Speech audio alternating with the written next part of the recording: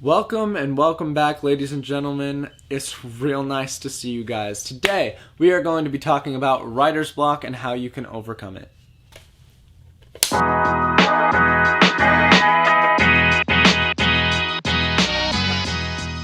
So, we've all had a run-in with a blank page, aka creative despair, aka writer's block. And for those of you that haven't had writer's block, it's bound to happen sooner or later. What is writer's block? Definition: the condition of being unable to think of what to write or how to proceed with writing. First, let's just bring up the fact that writer's block is totally natural. It's going to happen to you sooner or later. You cannot be creative every second of every day. Eventually, you're just going to run out of ideas, or you're just not going to be able to think of what to write. So hopefully the tips that I give you today will help you out with that.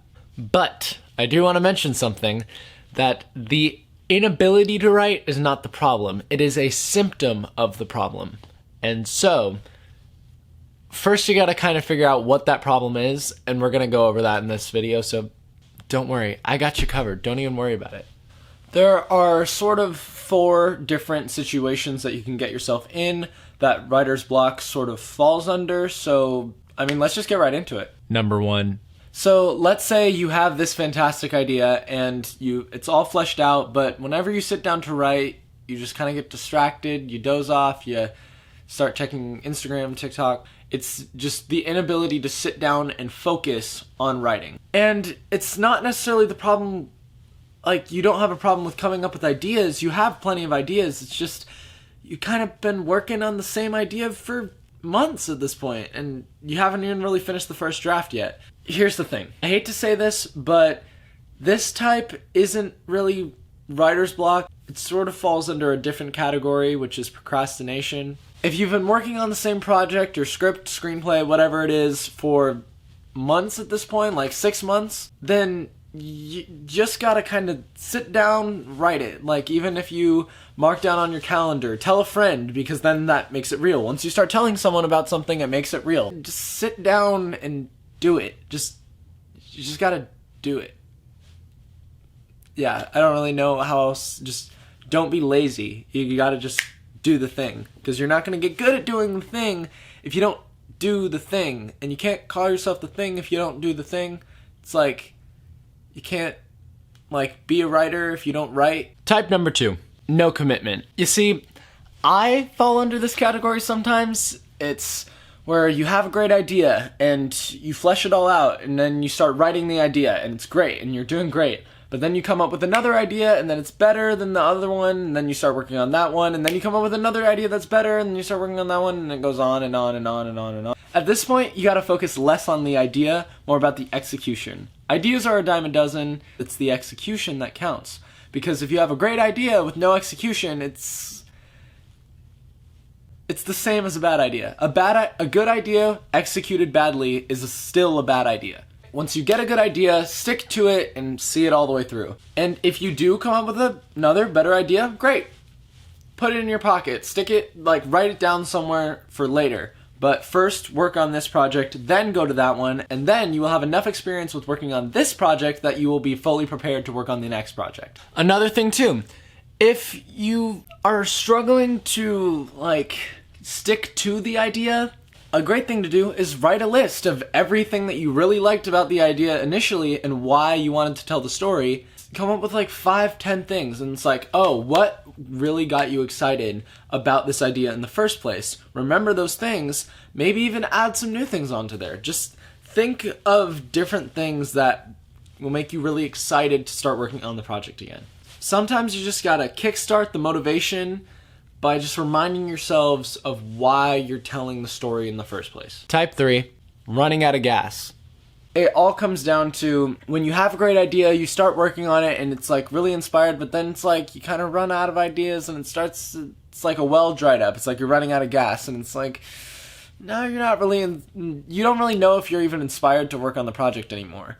The best advice I can give for this one is get out of it the same way you got into it. So if you got into the block by writing, you got to keep writing to get out of the block. Write something new. Just write something else. Write something to a prompt. Think of a new idea. Just start like writing like anything, literally anything. Work on an old story, an old screenplay, an old script, something. Even you can even write about how much you hate writer's block. The thing about ideas and inspiration is they tend to find you while you're working. It's like when your brain is like focusing on another thing, usually that's when the idea sparks and it's like, oh right, and then in that case you stop everything you're doing and you write that idea down. If you only write when you're inspired, you're never gonna get anything done.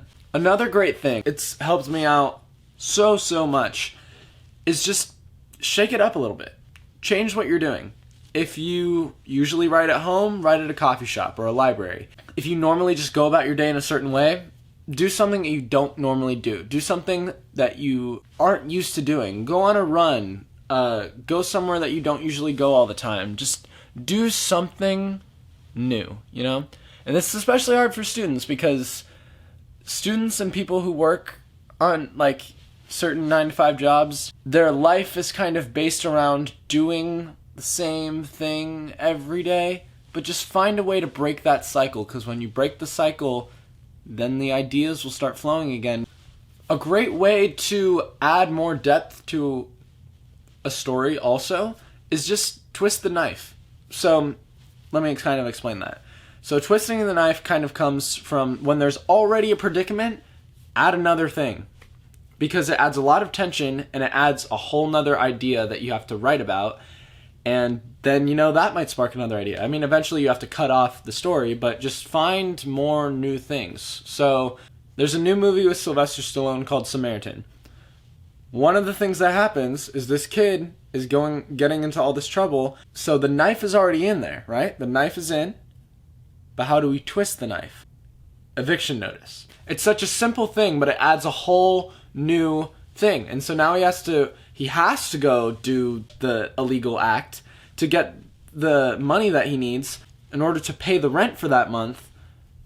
And it adds a whole nother layer to the characters, the story, and just the tension overall. It adds a new conflict. And the more conflict you can get in a story, the more engaging it will be for the audience. So the knife is already there, but just find a way to twist it. Find a way to make the matter worse for your characters. And lastly, type 4, the inner critic.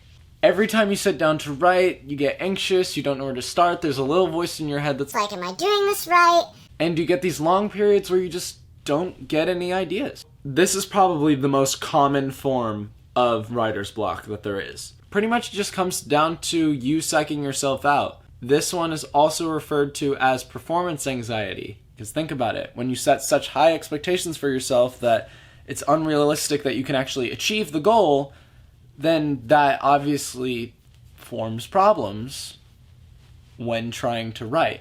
Pretty much the little tiny voice in your head becomes the editor. And so while you're writing, you're thinking, oh, this is stupid. Oh, maybe she should do the thing over by the thing. Oh, no, that's stupid. Oh, maybe she should meet him over there with the... Oh, no, that's stupid. Or maybe they can go into the room where the thing... No, that's just dumb. Don't worry about it. Write the first draft. I am so guilty of this. When I write things, whether it's a script, whether it's an essay for school, everything, I write things like it's my last draft, like I'm not going to be editing it later. You are going to edit it later. Just write. Keep going. Don't worry if it sounds perfect or not perfect. You are going to mess up. You are going to have to edit it. If you don't ever edit your script, then it's probably not going to be any good at all. So don't worry about it. You will have the chance to edit it. But wait till later, because the writer you and editor you are going to be clashing the whole time, and you two, these two, they don't get along. They're not going to get along. So just find a way to separate them and keep the ideas flowing, because you can always edit a first draft, but what you can't edit is a blank page. So just don't worry. Don't shut down your own ideas, because remember, execution is more important than good ideas. I mean, having a good idea that is actually going to be engaging for the audience is important, but if it's a mediocre idea and you can find a way to make it really engaging, do that. It's more important, the execution of the idea is more important than the idea itself. The idea is important, but the execution is more important. Don't worry, just write. Don't worry about the performance anxiety. Don't worry about all of these problems. Just continue writing. Find a way to keep doing the things that you love so that you can keep doing the things that you love. And I'm not wearing a watch, but I do believe that that is about all the time that I have today. Thank you everyone so much for watching. Do remember to like, subscribe, and leave a comment for the future videos that you would like to see on this channel. Peace.